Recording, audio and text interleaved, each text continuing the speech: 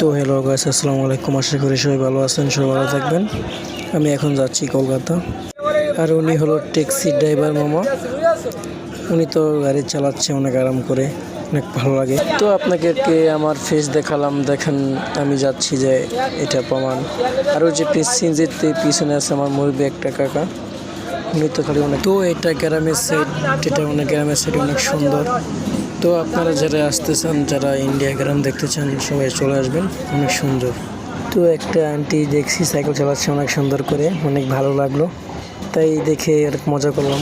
তো মামাকে বললাম, মামা দুজন ভাড়া কত? মামা বলছে 100 টাকা। তো মামাকে আমি 100 টাকা দিয়ে দিলাম। মামা লাকিসগুলো নেমে। তো ইন্ডিয়া গ্রামটা অনেক সুন্দর, তাই আমি এখন যাচ্ছি রেল স্টেশন টিকিট কাটতে। আপনার সবাই সাথে থাকুন, পুরো ভিডিওটা দেখুন। তো অবশেষে আমি চলে আসলাম টিকিট কাটতে। তো দেখুন টিকিট কাটছি আমি।